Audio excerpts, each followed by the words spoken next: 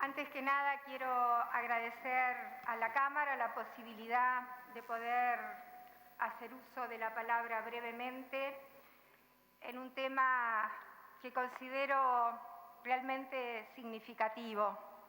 Mi intención esta mañana en la sesión del Senado tiene que ver con algo que sin duda pueden sentir varios legisladores, y es que no siempre temas considerados de interés para la sociedad constituyen prioridad a la hora del traslado público de los temas centrales para el sistema político y mucho menos tienen su reflejo en medios de difusión. Hace semanas la señora Lilian Quechichán en sala mencionaba que había algunos temas de los cuales sentía que se hablaba poco en el Parlamento y aludía como ejemplos a la cultura y al turismo. Yo comparto esa sensación, ese sentir. Hace tiempo vengo observando cómo la sociedad uruguaya y cada vez más, mujeres jóvenes que quieren ser madres postergan su maternidad porque consideran que la misma obstaculiza su desarrollo profesional y económico al punto tal que incluso escuchamos cómo las que pueden hacerlo llevan adelante el procedimiento de congelamiento de sus óvulos para cuando la oportunidad se presente sin que esto obstaculice su desarrollo económico y profesional. Semanas atrás presentamos una investigación realizada por la CEPAL y ONU Mujeres denominadas Brechas de Género en los Ingresos Laborales en Uruguay, conjuntamente con las representantes de estas oficinas. Independientemente que hicimos llegar a todos los legisladores este estudio donde se realizan aportes muy importantes sobre el tema, hay un punto que considero no puede dejar pasarse por alto. En efecto, uno de los puntos que se consideran es el denominado penalización de la maternidad. Este es un aspecto que viene siendo trabajado en varios países del mundo. Y es la primera vez que en Uruguay está planteado seriamente, pero además viene con una medición. Por eso me parece muy importante reflejarlo en el Senado, teniendo en cuenta que nuestro país tiene una situación demográfica que todos conocemos. A nadie escapa que demógrafos nos han advertido desde hace tiempo los problemas que nuestra sociedad tiene respecto a los bajos índices de maternidad y los efectos en una población cada vez más envejecida y sus consecuencias, por ejemplo, la previsión social. ¿Pero a qué se refiere la penalización de la maternidad?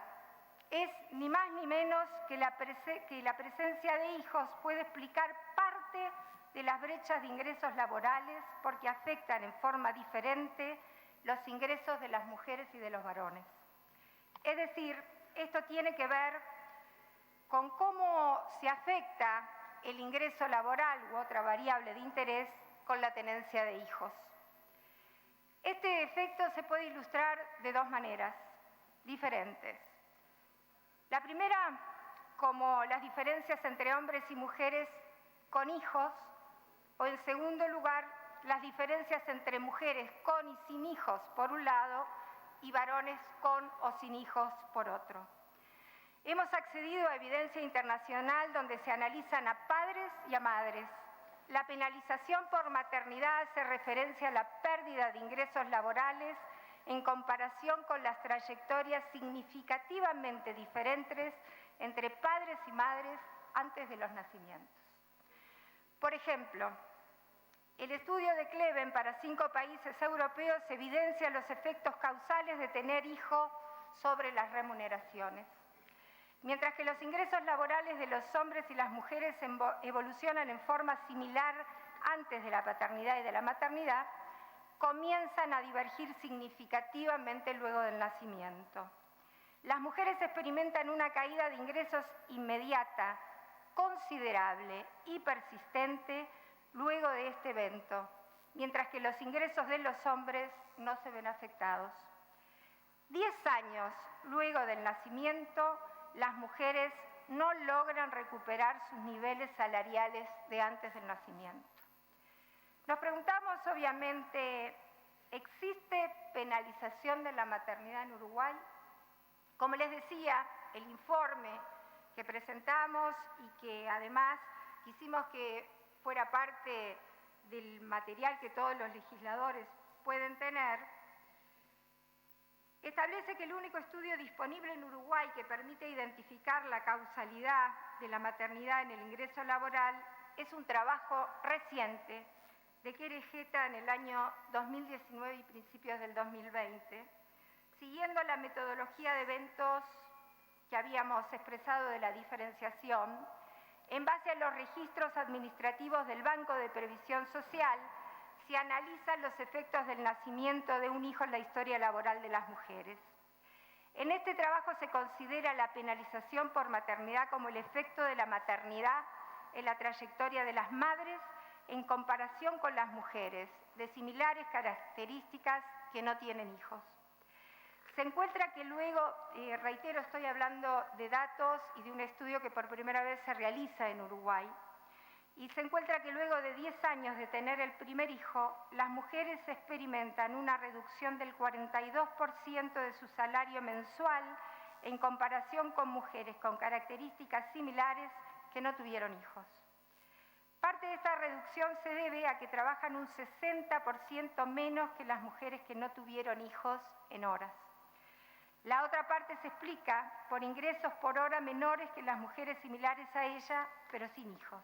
En otras palabras, el efecto de la maternidad sobre el salario total es del 42% para la población analizada y está explicado tanto por la penalización al empleo, el 60%, como por una reducción del salario por hora del 25%. La autora además se encuentra que durante el primer año, luego de la maternidad, el salario total se reduce en un 19% y dicha penalización no logra revertirse en el mediano y largo plazo, alcanzando una reducción del 42% de 10 años después de la maternidad. Como ustedes se imaginan, todo esto incide en el momento del retiro de las mujeres en la etapa de la jubilación. Al analizar el empleo, el estudio muestra una caída abrupta en el cuarto mes luego del nacimiento, que coincide con el fin del subsidio maternal y una acentuación de esta penalización con el tiempo.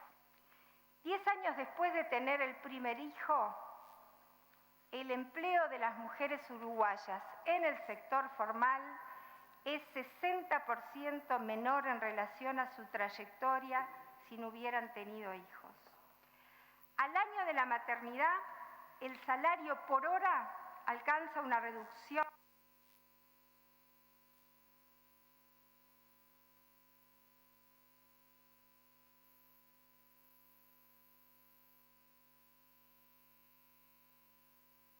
Ahora arranco.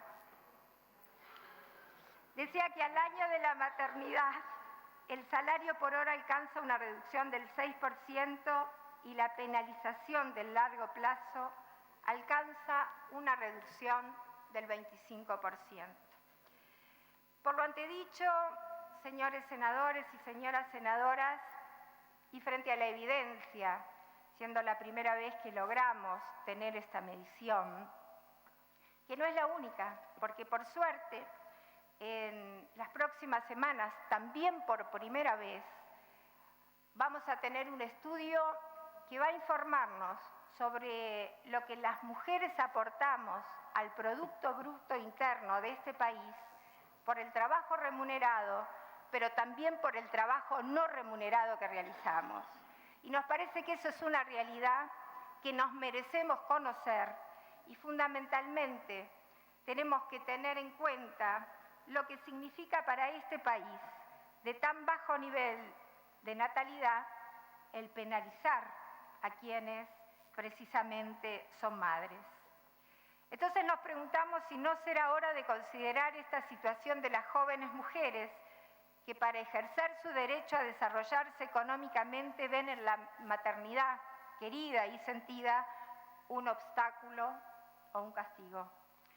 Es que la independencia económica de las mujeres, tan necesaria en el siglo XXI, en un país con altos indicadores educativos para la población femenina, ¿tiene el freno de la maternidad, por más querida que ésta sea por las jóvenes mujeres?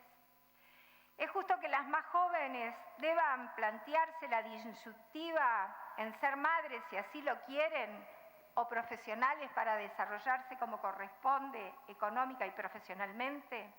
Creemos que no, y mucho menos en un país cada vez más avejentado que precisa de la fuerza productiva de todos sus integrantes, pero también del equilibrio indispensable intergeneracional que nuestra sociedad requiere.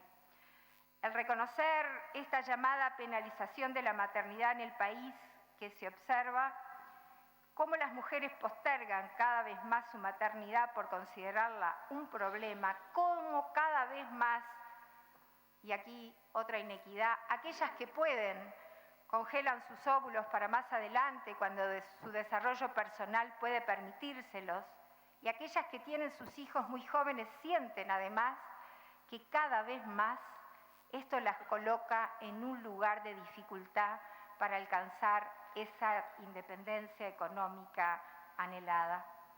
Esto tiene que ver también con la libertad, sin lugar a dudas. Por todo eso, cuando hablamos de una sociedad donde hombres y mujeres tengan los mismos derechos, tengan auténtica libertad para el ejercicio real de los mismos y oportunidades, entendemos que desde lo público y la sociedad en su conjunto debemos tener esta señal que desde la sociedad se nos está enviando por las jóvenes generaciones y no podemos mirar al costado. Hace unos años, para terminar, el Plan CAIF significó una respuesta incipiente cuando las mujeres empezábamos a invadir el mundo del trabajo. ¿Por qué? Porque obviamente significó una herramienta muy importante para poder asumir las responsabilidades del mundo laboral y concomitantemente poder estar tranquilas, que había un espacio donde se daban las garantías para el cuidado y crecimiento de sus hijos. El Plan CAIF en Uruguay ha sido en uno de los pocos países que se ha fortalecido y donde las mujeres hemos sentido que era un refugio ideal precisamente para nuestro desarrollo integral. Nos parece que en el siglo XXI merecemos seguir dando respuestas integrales de acuerdo a los nuevos tiempos y a las nuevas exigencias que el mercado laboral, tanto a hombres como mujeres, nos exige, pero teniendo en cuenta, sin lugar a dudas, que los cuidados siguen estando absolutamente y mayoritariamente a cargo de las mujeres. Y que por ende esto no debe ser considerado como un castigo, sino que debe ser considerado precisamente como algo que debemos atender desde el punto de vista de la consideración social, pero fundamentalmente también desde la perspectiva de las políticas públicas. Agradezco a los señores senadores y a las señoras senadoras que me hayan permitido poder hablar de este tema.